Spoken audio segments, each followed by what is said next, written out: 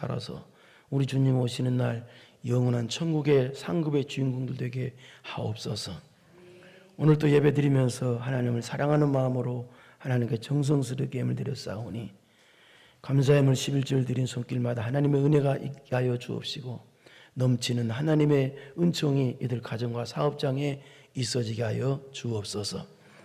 예수님의 이름으로 기도드리옵나이다. 아멘. 오늘은 마태복음을 하는데요, 이 마태복음을 기록할 당시에는 유대 나라 있죠. 유대 나라가 로마의 지배를 받고 있었을 때였어요. 그렇기 때문에 그 세금 같은 관계도 로마의 정부에게 세금을 내야 됐었습니다. 그래서 로마 정부를 위해서 가버나움이란 동네에서 세금을 거뒀던 알페오의 아들 세리 마태가 있었는데요, 그 세리 마태가 이 예수님에 대해서 기록한 이 마태복음을 기록했는데요. 그런데 이 당시 세리는요, 로마 정부를 위해서, 로마에서 할당 세금 이만큼 내라, 할당량을 받으면 그 할당량 내고 나머지는 편법을 써서 자기 호주머니를 채웠던 그런 사람들이 많이 있었습니다. 그래서 동족 유대인들부터 이 세리 하면은 아주 죄인 취급받고 엄청 미움을 받았어요. 그런데 그런 동족으로부터 미움받고 죄인 취급받는 세리 마태를 예수님이 어느 날 제자로 불러주신 거예요. 그래서 이 세리 마태는 나 같은 죄인을 예수님이 불러주신 은혜 너무너무 감사해서 예수님을 위해서 큰 잔치를 배설합니다. 그리고 모든 걸 버리고 예수님 따르는 제자가 되었습니다.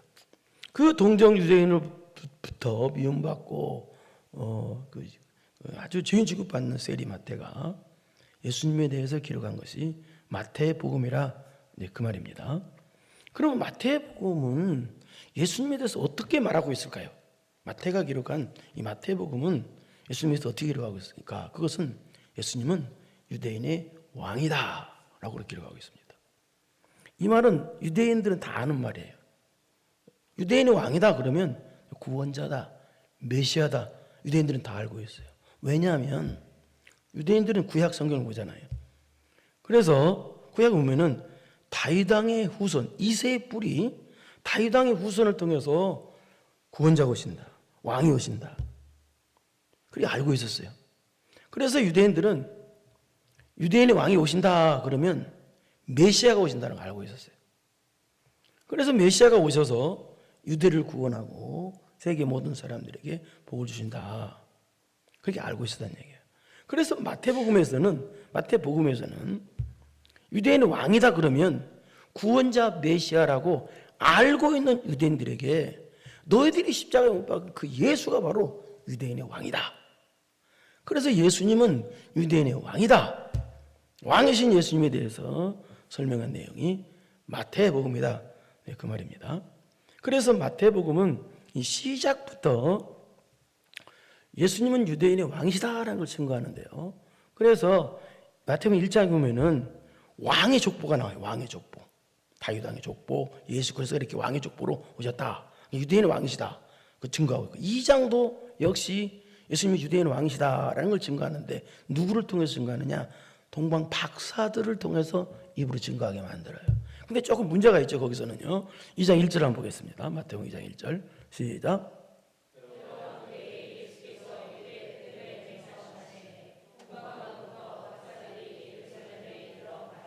네, 이 당시 유대 나라를 다스리는 사람은 누가 돼야 되겠어요? 유대인이 왕이 돼야 되잖아요.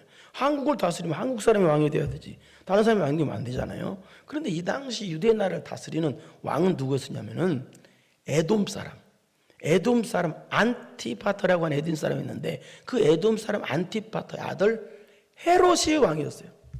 그러니까 유대인도 아니고 에돔 사람인 헤롯이 왕이 된 것은 로마 정부에 의해서 로마가 세운 사람이에요. 압으로 해가지고 세움받은 사람인데, 왕으로. 그런데 또 이 헤롯이 굉장히 악한 사람이에요. 그런데 이때 예수님이 탄생하신 거죠. 그러자 예수님이 탄생을 보고 알고 이 동방박사들이 예루살렘에 와서 예수님에서 탄생했더니 묻는데 어떻게 묻느냐? 예루살렘 이름 말하되 2절 보세요. 어떻게 묻는지. 시작.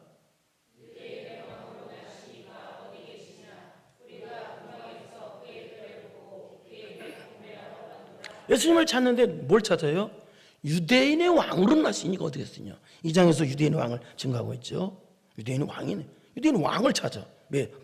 메시아인 거 다 안단 말이에요. 그런데 헤롯은 에돔 사람이기 때문에 유대인의 왕이라는 의미를 몰라. 그렇기 때문에 이 세상적으로만 생각해서 내가 유대인의 왕인데 뭔 유대인 왕이나? 그래서 2살 이하의 어린이들을 싹 죽이는 아주 비극적인 아주 악행을 헤롯이 저질러요. 그러니까 헤롯은 세상적으로만 생각인 거예요. 그걸 메시아라고 생각하지 않고. 그러니까 마태복음에서 증거하는 유대인의 왕이다 그러면 단순히 유대인만의 왕이란 뜻이 전혀 그 뜻이 아니고 구원자다, 메시아다, 하늘의 영원한 왕이신 하나님이시다, 온 우주 만물을 다스리시는 만왕의 왕이신 구원자시다, 다스리시는 그런 의미라 이 말입니다. 그래서 우리들도 유대인의 왕이다. 그럼 어떤 식으로 이걸 받아들여야 되냐면은 나의 왕으로, 예수님 나의 왕으로, 나를 온전히 다스려 주시는 분으로 그렇게 예수님을 모셔야 된다는 뜻이에요. 그런데 오늘 본문은 어떤 내용이냐? 그렇다면 그 왕이신 예수님께서 우리들에게 구원을 베풀어 주시잖아요. 우리를 다스려 주시고 구원을 베풀어 주시는데 왕이신 예수님께서 우리에게 십자가의 은혜로 구원을 베풀어 주시면 우리는 그 구원을 어떤 태도로 받아야 되느냐는 내용이에요. 어떤 태도로. 우리가 주님께서 십자가 은혜를 주셨는데 우리는 어떤 태도로 그 십자가의 놀라운 구원의 은혜를 받아들여야 되느냐라는 것이 오늘 본문의 내용입니다. 보겠습니다. 1절을 보겠습니다. 시작.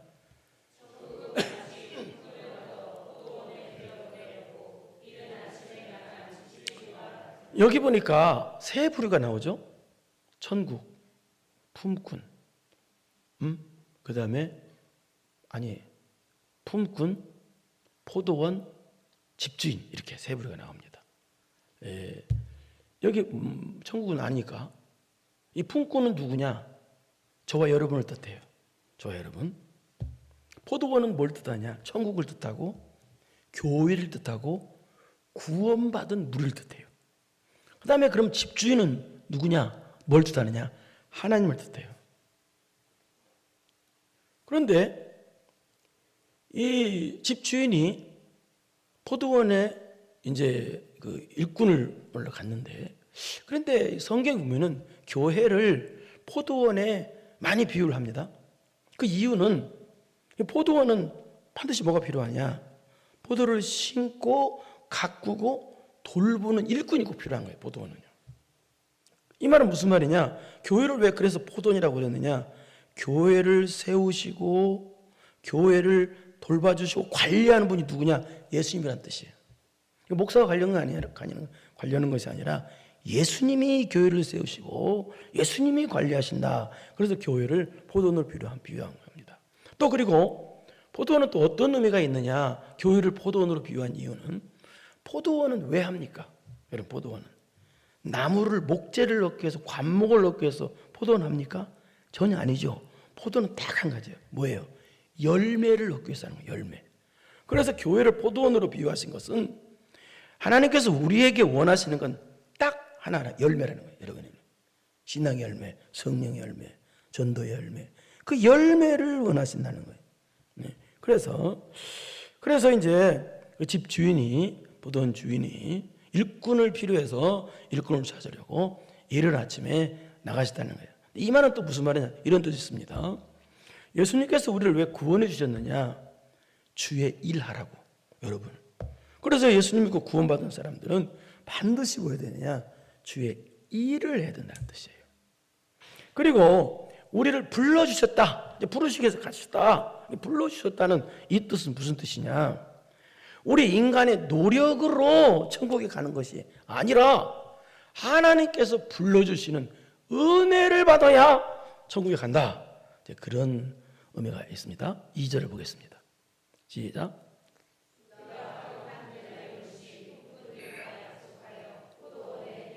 그래서 이제 보도원 주인이 가서 일꾼, 품꾼을 섭외를 하는데 뭐라고 약속해요?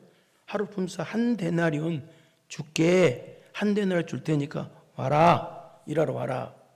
이 당시 한 데나리온은요, 노동자의 하루 품삯이었습니다. 그러니까 아주 정확한 품삯이었어요. 당연히 다들 그렇게 받아요. 하루 품삯.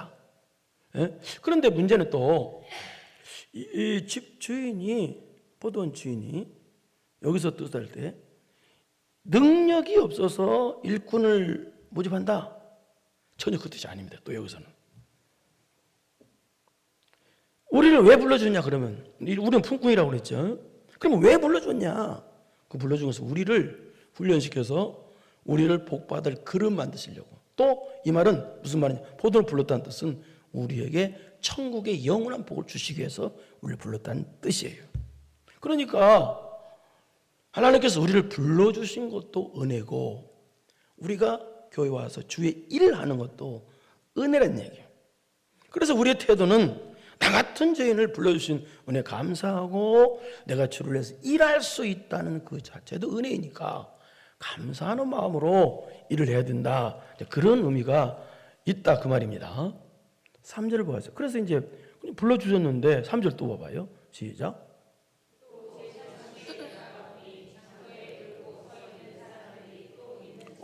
아침 일찍 가서 일꾼을 불렀는데 또 불러주신 거, 또 제3시라는 말은, 여기다가는 3시는 6을 더하면 우리 현재 시간은 나와요. 대충 나와요. 3시니까 몇 시에 갔어요? 아침 9시에. 아침 9시에 또 불러가는 거예요, 주인이, 일꾼이 또. 그런데 아침 9시에 나가보니 장터에 누가 있더라? 부름받은 사람을 뭐라고 그래요? 놀고 서 있는 사람들이 또 있느니라. 놀고 서 있는 사람들. 이게 무슨 말일까요? 자, 부름받은 사람은 놀고 서 있대요. 이 말은 우리가 예수 믿고 구원받아서 뭐 어때요? 주의 일을 하죠. 주의 노동을 하죠. 이걸 하지 않는 세상 모든 사람들은 아무리 그들이 세상에서 선한 일을 너무너무 많이 해도 하나님 입장에서 볼 때는 그들은 다 놀고 서 있는 사람이라는 뜻이에요. 그러니까 세상 사람들은 쉽게 말해서 이 뜻입니다. 여러분 오해하지는 마십시오. 이 뜻이에요. 세상 사람은 전부 다 무슨 뜻이냐? 놀고 서 있는, 놀고 서 있는 허송세월을 보내는 사람이라는 뜻이에요. 예수님 믿기 전에 사람들은요. 그래서 이제 그 사람을 이제 부른 거예요. 또 있는지라.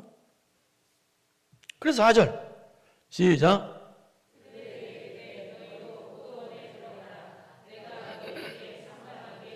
그들에게 이제 가서 보도원에 들어가라. 예수님 그 전국 가라. 그런 뜻이죠. 들어가라. 이 말은 무슨 말이냐? 하나님이 초청하는 건 초청, 우리를 초청. 이 말은 또 이 뜻입니다. 천국은 예수님의 초청에 의해서만 갈 수 있다. 불러주셔야만 간다는 거예요. 그래도 우리 입장에서는 그 초청에 응해야 되겠죠. 그것이 뭐냐? 그들이 끝을 보면은 그래서 그들이 가고 응하는 거예요. 그러니까 우리는 천국 가려면 어때요? 주님 나를 초청해서 왔잖아요. 그리고 우리 응해야 돼요. 그리고 우리가 초청에 응하는 것이 뭐냐? 그것이 바로 믿음으로 받아들이는 거예요. 믿음으로 받아들여요. 예수님 믿으면 어렵다 막 구원받는다고 그러잖아요. 그죠? 믿음 뭐예요?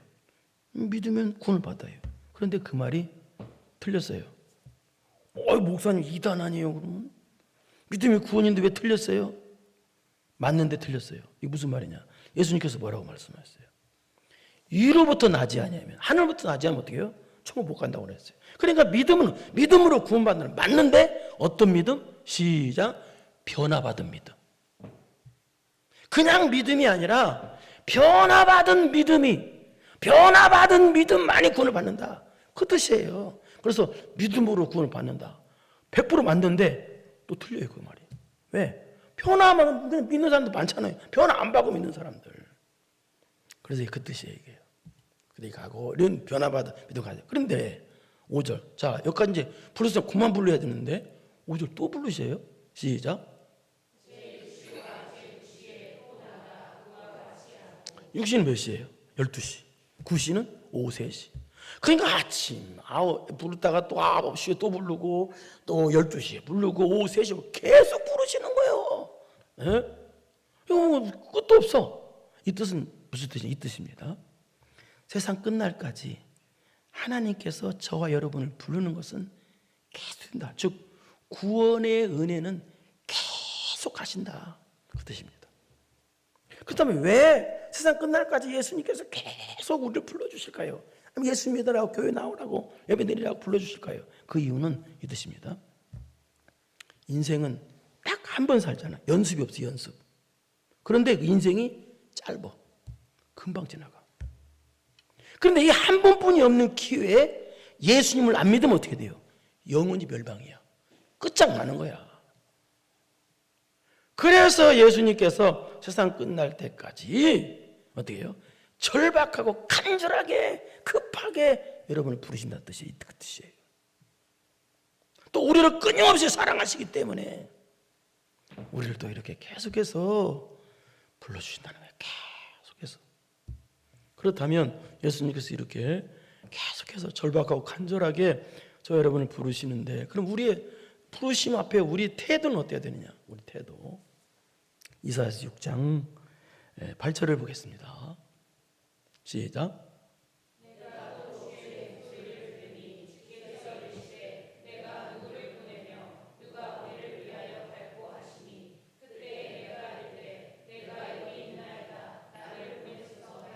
지금 하나님께서 이사야 선지자를 부르시는 내용인데 이 말은요, 뭐라고 그래요? 부르심 앞에 내가 여기 있나이다, 나를 보내달라고 합니다.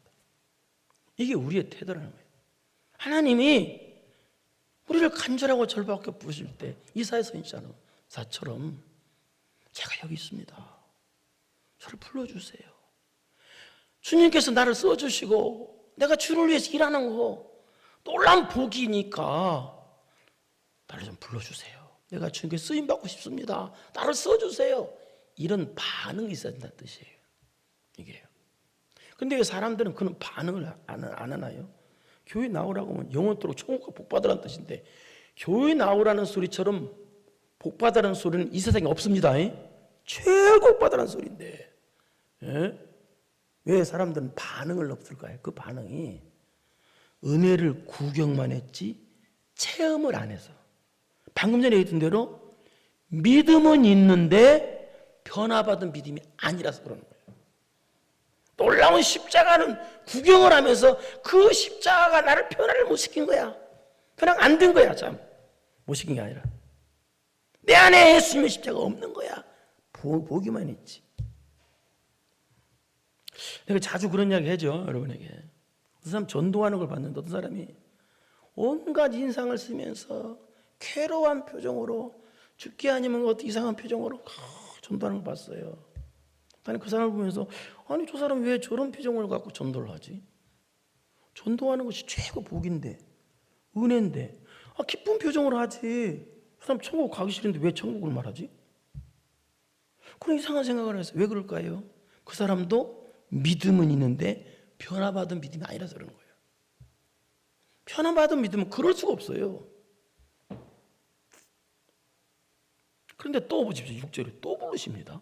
또 6절 보십시다. 시작.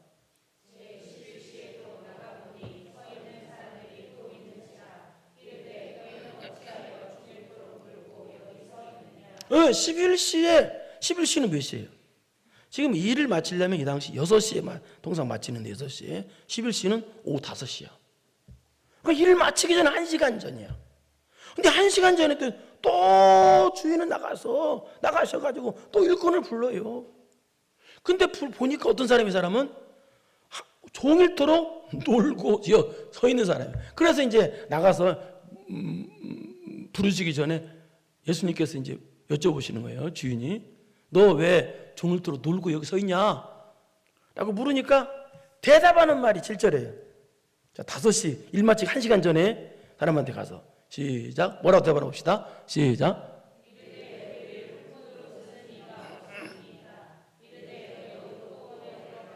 근데 뭐라고 그래? 대답 안 하기를, 우리를 품꾼으로 써주는 사람이 없어서 지금 이렇게 돌고 있습니다. 무슨 뜻이에요? 뜻은요, 이 1시간 전에 부름받은 사람은 어떤 사람이다? 변두리 같은 사람이다. 남들이 알아주지도 않고 저기 볼품 없는 사람, 쉽게 말해서 별 볼 일 없는 사람, 저 변두리 인생, 사람들한테 인정을 받지 않는 사람. 그러니까 성경에 나오는 소경 거짓 바디메오 같은 사람, 그런 사람 뜻이에요. 알아주는 사람이 없잖아. 나를 안 써주는 거야. 직장 가는 곳마다 면접에서 탈락돼. 그럼 말이 돼? 그게 예를 들어서 그렇다는 얘기예요. 여러분이 그렇다는 얘기 절대 아닙니다. 아무도 알아주는 사람이 없어. 변두리 인생이야. 그런데 그런 사람을 불러주셨다는 거예요. 너희는 포도원에 들어가라. 그럼 아무도 알아주지도 않는 사람인데 불러줬어요. 대접도 못 받는 사람을 불러줬어요. 근데 그 사람은 그런 포도원에 들어가서 어떤 자세로 일하겠어요? 아무도 세상에서 나를 안 알아주는데 저 주인은 나를 알아주시네. 아무도 나를 인정하지 않는데 예수님은 나를 인정해 주시네. 얼마나 감격이겠어요. 그리고 이 사람은 또 1시간 남았잖아요. 일 마칠 때까지가.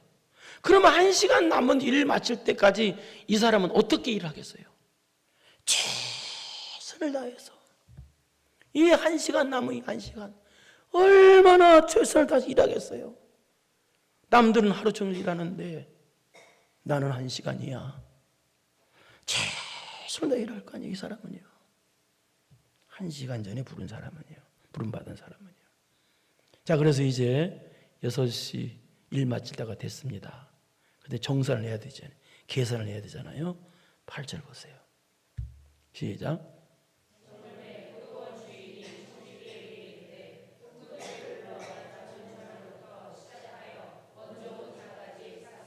그럼 이제 주인이, 보던 주인이 청지기가 말합니다. 야, 먼저 온 자부터 돈 주지 말고 나중 온 자부터 품삯을 줘라. 삭수를 줘라. 그래서 계산을. 여기서 삭수를 주라는 것은 한 데나리온 삭수 줬다 뜻은 천국의 구원에 줬다는 뜻입니다. 구원에 은혜를 줬다는 뜻입니다. 줘라. 그래서 나중 온 자가 이제 받는 거예요. 근데 받는데 구절을 보세요. 어떻게 받는지.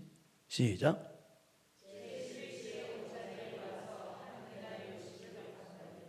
하루 품삯이 한 데나리온이잖아요. 근데 5시에 1시간만 일했는데도 한 데나리온을 준 거야. 이 말은 무슨 말이에요? 구원의 은혜를 준 거야. 그러니까 이 사람은 얼마나 예수님과 구원받은 것에 대해서 감격이겠어요. 또 1시간밖에 일 안 했는데 똑같이 한 데나리온이야. 예수님도 별로 시원찮게 믿은 것 같은데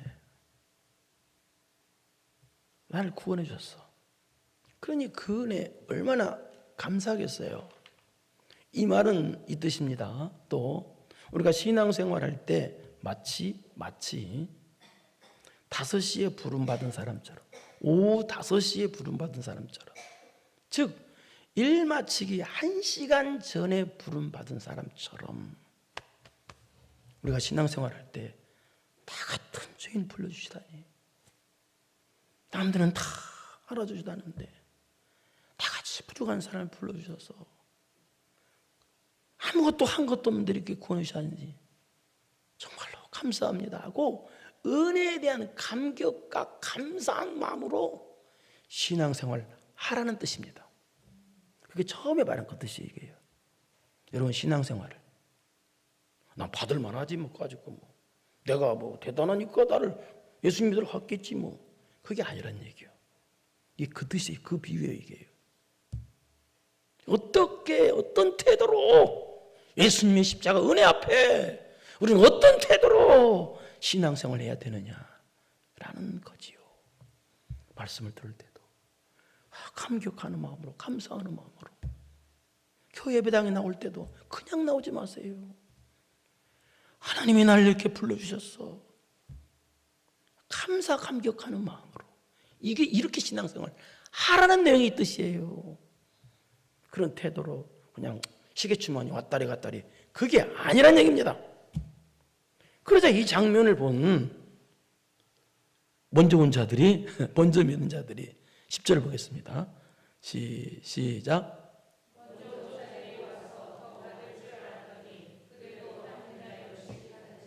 종일 일했는데 그럼 어떻게? 1시간 일한 사람은 저 사람 한 대는 받았으니까 나는 더 받겠지 하고 기대를 한 거예요. 난 많이 주겠지. 근데 똑같이 한 대라는 년이야. 이 말은 이 뜻입니다. 부족한 자나 잘난 자나 오래 믿은 자나 적게 믿은 자나 구원은 똑같다는 뜻이에요. 그러나 상급은 다릅니다. 상급은 천지차이입니다. 구원을 말하는 게 구원은 똑같다라는 뜻입니다. 자, 그러자 1시간 일한 자를 한 대나리는 주니까 오랫동안 일한 자가 뭐라고 말하냐 보고 11절 보세요. 뭐라고 하나? 뭐 하는지 봅시다. 시작. 원망하고 난리 났다는 얘기예요. 이 말은 무슨 말이냐? 아니 나는 저 사람보다 몇 배나 일했는데 왜 나는 한 대나리오냐 하고 원망을 막 해대기 시작했다는 거예요. 이 말은 무슨 말이냐? 이 뜻입니다. 여러분, 우리가 십자가 은혜 받아서 주를 위해 일하는 거, 그 복의 은혜, 복의 복 아니에요. 최고 복이에요.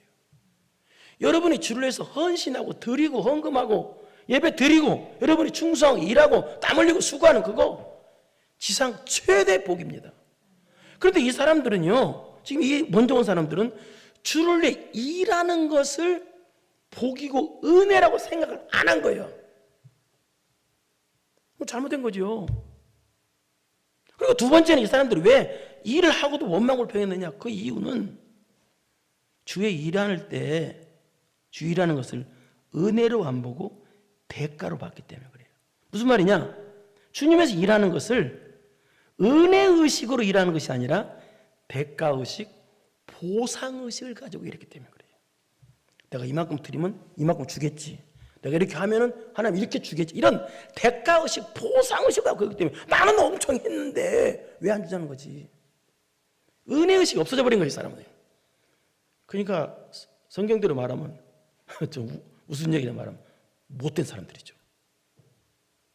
그래서 구원도 내가 이렇게 수고를 함으로 구원 받았다고 생각하는 사람이에요. 내가 이렇게 수고했으니까 천국 가는 것이지. 나 아주 나쁜 사람이에요. 그게 아닌데 은혜의식 없이 대가의식, 보상의식 갖고 신앙생활을 하는 거예요. 어떤 이런 분을 만났습니다.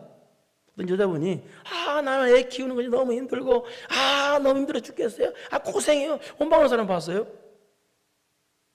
그 사람은 어떤 사람이에요? 자기가 자기 힘으로, 자기 돈으로, 내 돈으로, 내 힘으로 애를 키웠다고 생각하니까 그런 말 나오는 거예요. 하나님이 애 준 것은 하나님 은혜예요. 또 애 키울 수도 하나님 돈도 주고 건강도 줬잖아요. 은혜라고 생각하지 않고 은혜의식을 갖고 않고 이 대가의식, 보상의식을 갖고 애를 키우니까 원망하는 거예요. 여러분도 은혜의식 없이 대가의식, 보상의식 갖고 신앙생활 합니까? 곤란하죠. 그러면요. 잘못된 거란 뜻이에요. 그러면서 이 나를 불러주시고 일시키는 것 자체가 은혜인데 은혜의식을 안 갖고 대가의식, 보상의식을 갖고 하니까 자기가 한 수고가 크게 보여. 그게 12절이 보세요. 12절 보겠습니다. 시작.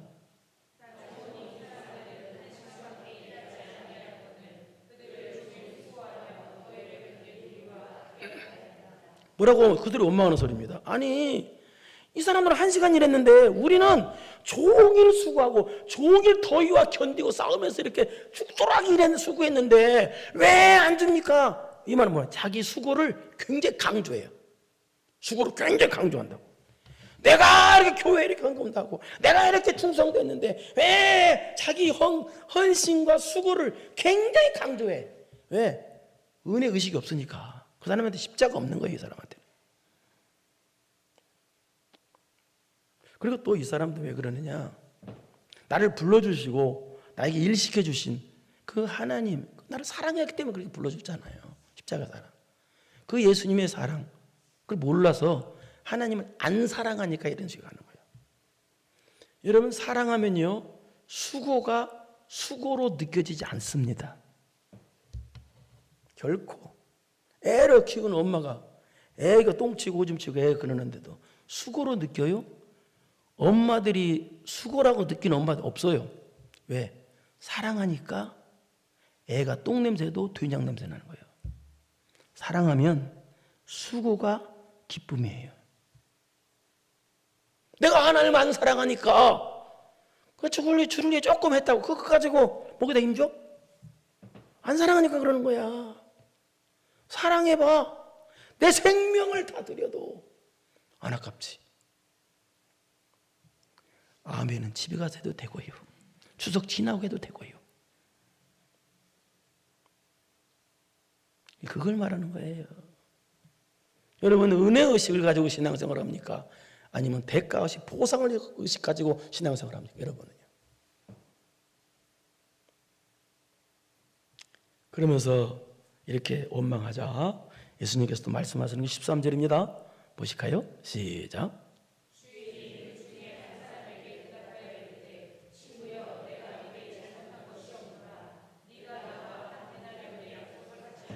이 말은 무슨 말이 이 뜻입니다. 야, 내가 너 한 대는 주겠다고 약속했지 않느냐? 너 뭐가 잘못됐건지 그렇게 원망 불평하고 난리냐? 네, 그 뜻입니다. 한 대의 나름이라는 말은 이 뜻입니다. 예수 그리스도께서 피 흘리심으로 누구든지 다 구원을 받게 해주셨다는 뜻이에요.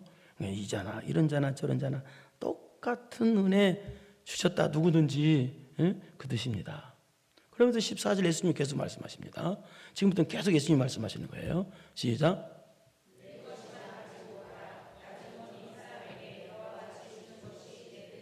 네 것이나 가지고 가라. 이 뜻은 무슨 이 뜻입니다. 품삯에 만족하라는 뜻이에요. 이 말은 너의 구원의 은혜에서 온전한 만족이 없냐 그 뜻이에요. 나 죽어서 이 사람이나 너가 주는 것이 내 뜻이니라. 이 말은 예수 그리스도 십자가 은혜로 먼저 믿든지 나중에 믿든지 하나님의 사랑의 뜻이라는 거예요. 구원해 주시는 것이. 근데 너는 왜 그 하나님의 뜻을 왜 그게 하나님 뜻인데 절대적인 하나님 뜻이고 사랑의 뜻인데 너는 왜 15절 시작.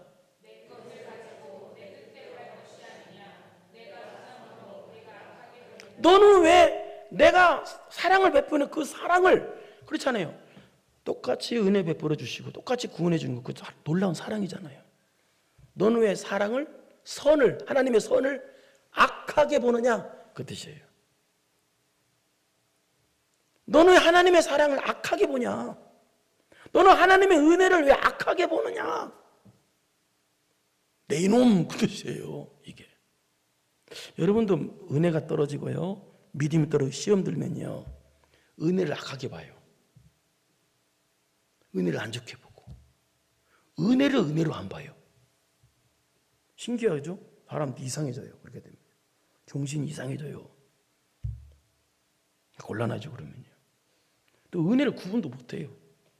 사랑도 구분도 못하고 내가 이게 사람이 시험 들거나 그러면요, 신앙의 정신상태가 이상해져요. 그걸 혼내는 거예요. 하나님이. 너 왜 사랑을 악하게 보냐? 너는 사랑을 사랑으로 봐야지. 왜 사랑을 악하게 봐? 지금 그렇게 혼내시고 계시는 거예요. 그러시면서 유명한 말씀을 하십니다. 16절 보겠습니다. 이 말로 결론을 내시는데 예수님께서 시작.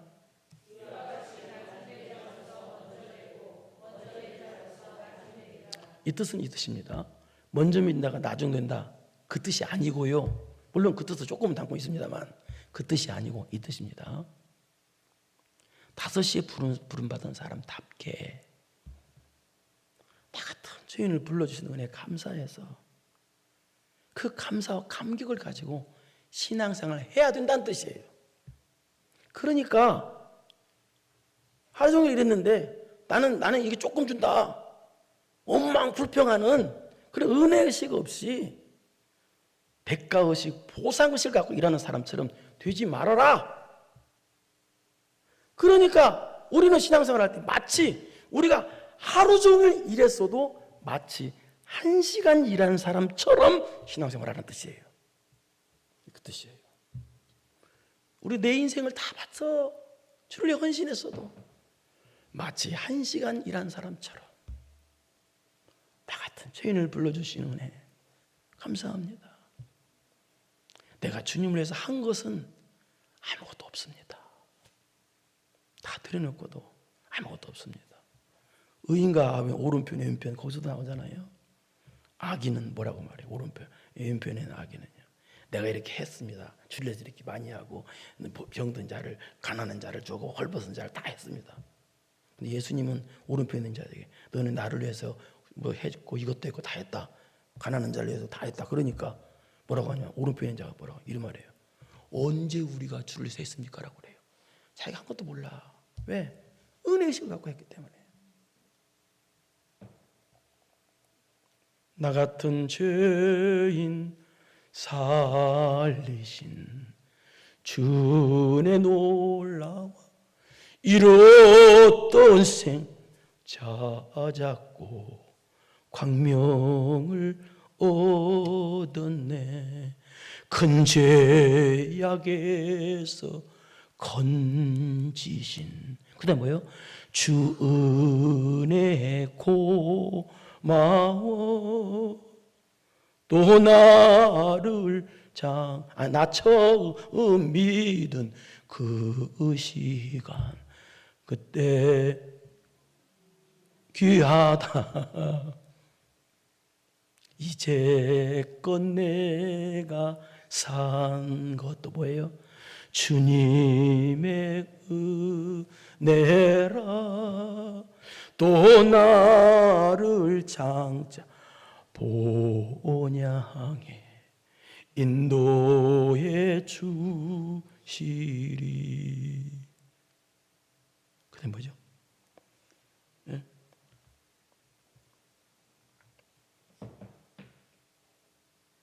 저 천국, 마지막 천국인데 예? 영원히 주 찬송하리. 다 은혜야.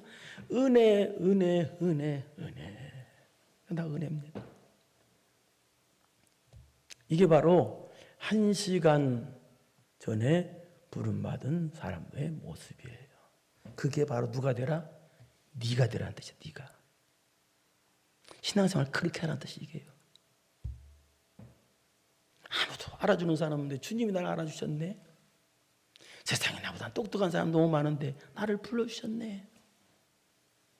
하루 종일에서도 1시간 일하는 사람처럼 그렇게 그런 감사, 은혜 감사하는 마음으로 대가의식, 보상의식이 아니라 은혜의식만 갖고 신앙생활하는 여러분 되어서 그래서 우리 주님 오시는 날 영광이 멀리간 주인공 되기를 축원합니다. 그러가지고 내려오신 아버지 하나님 감사합니다. 대가의식, 보상의식을 갖고 신앙생활 하지 말고 은혜의식을 가지고 신앙생활 할 수 있는 우리 모두가 되게 하옵소서. 아무도 안 알아주는데 주님이 나를 알아주셔서 나를 인정해 주셔서 이렇게 예배당에 불러주셨습니다. 나 같은 죄인이 일할 수 있도록 은혜 주셨습니다.